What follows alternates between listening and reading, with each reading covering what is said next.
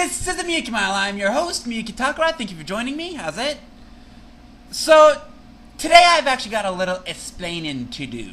A couple of people have asked me about some things that I think I need to respond to. More specifically, the origin of the phrase "Hasta Lasagna," which, by the way, I'm actually going to be leading off with another thing. Some people have actually asked me about the shoutouts that I do. Why do I give shoutouts every time somebody clicks the subscribe button? Am I some sort of attention whore? Actually, I got that from Jason Kosmiski. Jason Kosmiski is the radio announcer for the Denver Nuggets. One thing that he used to do, I don't know if he still does it anymore, and I don't know if we're going to be seeing it next year, because it turns out since I put up the video on the NBA negotiations, things have actually been a little more contentious over there. That's a whole nother story. But Jason Kosmiski, if you subscribe to his Facebook page during a Nuggets game, he would actually give you an on-air shout-out.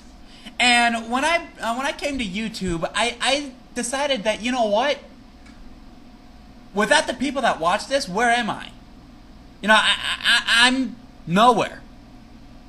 I'm nowhere in the Let's Play scene. So I figured I'd just pay homage to the people that got me to where I am. And you see that quite a bit when I mention Miyuki Takara or even Lucky Star, because that's actually, again, where I got my name. I know I said the fuck out of this, but I got my name, Miyuki Takara, cosplaying Miyuki for Halloween in 2009, and that actually plays something resembling a role in the next thing I was asked, and that was about the origin of Hasta Lasagna.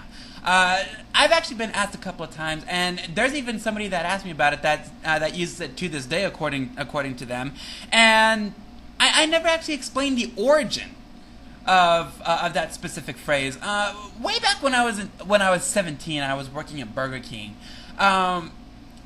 I was dating this woman, this gal, for privacy reasons. We're gonna name her Janeth.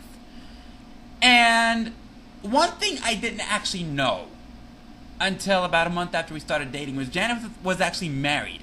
You see, she didn't actually wear a ring, and I found out the hard way that she was married. So after I found that out, I tried breaking it off with her. And considering where I came from, when I was 14, 15, 16, just going up to her and saying, you know what, Janeth, I'm done, was one of the toughest things that to this point I've had to do. So I didn't. Instead, I decided that I was going to try and ask her best friend out. Her best friend, for privacy reasons, we're going to name her Patricia. Well, one thing that I didn't know at that time was Patricia was actually dating a friend of mine. I didn't actually find that out until about 2 weeks after I started asking Patricia out. And you know, we would always dick around back there. But one thing that was always on at the tip of my mind was breaking it off with Janeth in any way possible, even if it meant going out with Patricia.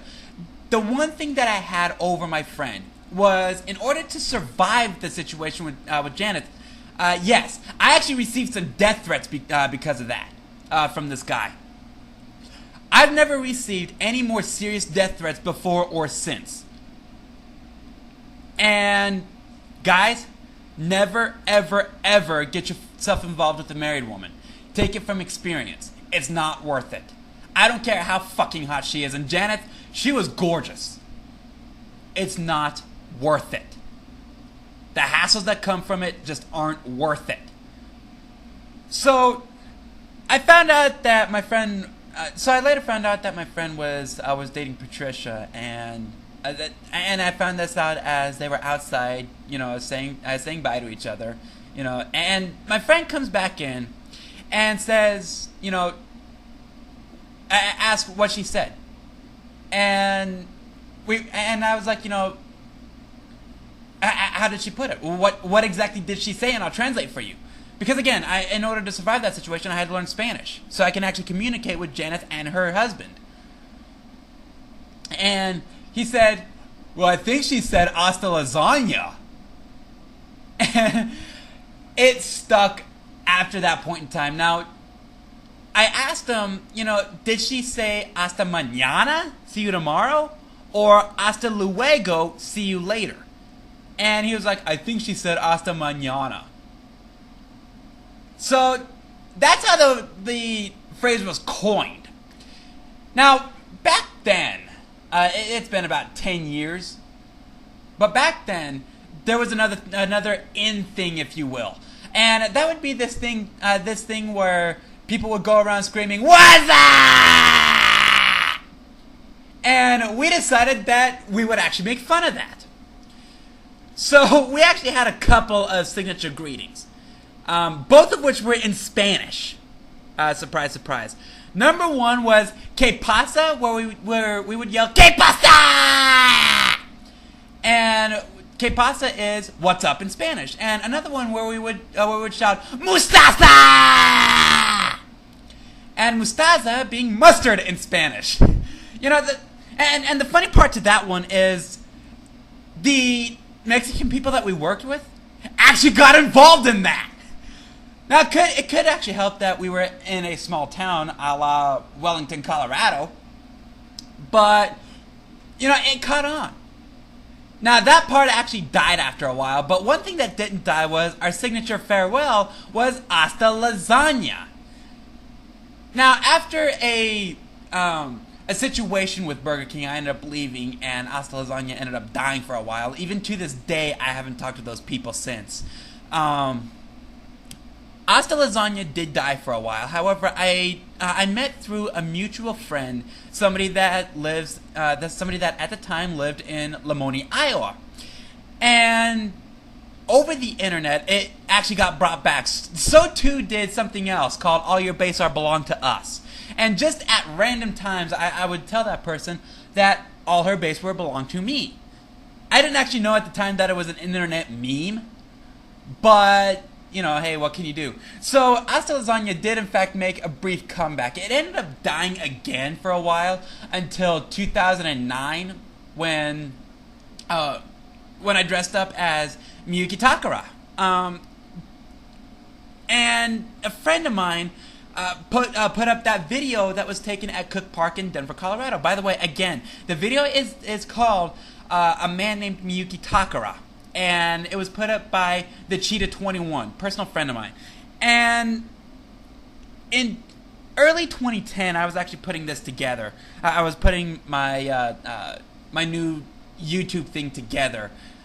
I decided that I'd take the Miyuki Takara gimmick to YouTube. The problem is, I didn't actually know what I was going to call myself. Guess where I got my name?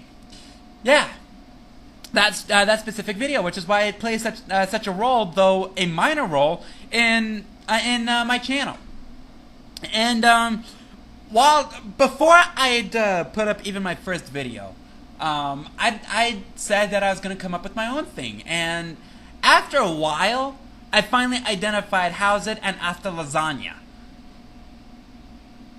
And the reason I did that was because shortly after I contracted appendicitis in April of 2010, which is, I'm sure you all notice if you go back when it really started kicking up, and my character ended up changing. It was after I contracted appendicitis that I realized that I was mimicking her crabbiness and H.C. Bailey a little too much. And as great as they are, the fact of the matter is I wanted to redefine myself.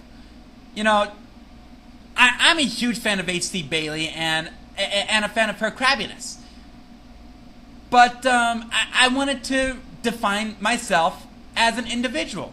So I decided that I would kick up How's It and Hasta Lasagna a little more and redefine myself with energy as well as being rather profane.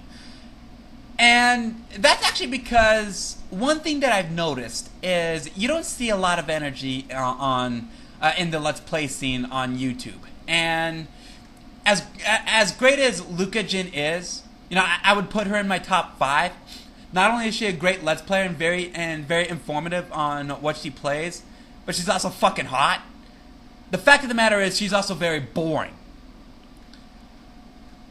And she's one of those that you would watch if you're not sleepy.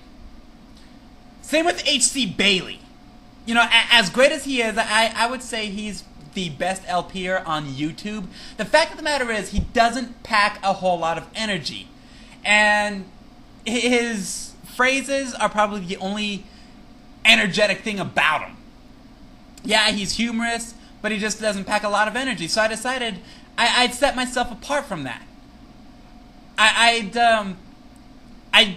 try and come up with some energy, which brings me to the next 2 questions. Do I put on this voice? And why is it that I've only been putting up a couple of videos every week? Well, the first question, do I put on the voice? The answer, despite what I just said, is actually no.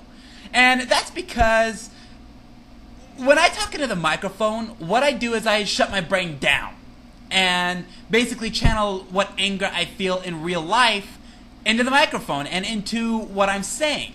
So, for the most part, though my anger is out of place for the situation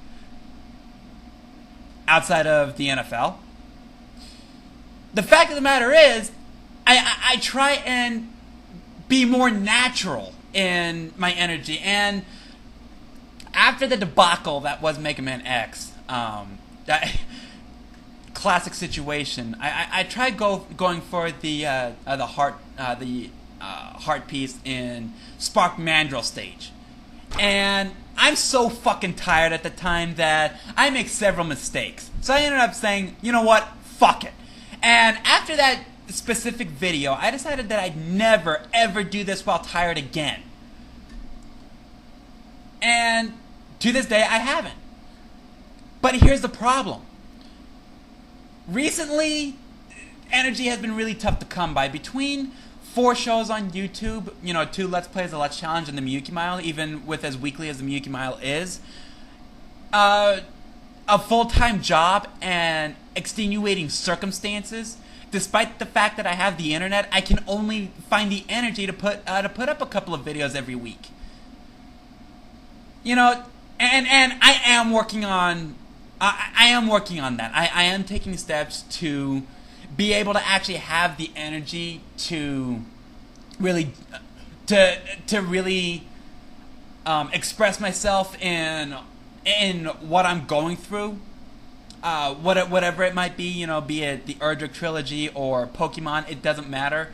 I am taking steps for that. The problem is, I just don't have the energy. And another question that people have asked me is, how old am I? You know, my YouTube profile says I'm 26, but I've actually been told it doesn't seem like it. I've also been told that I sound like Barry from the Pokemon anime, and my response to that one is,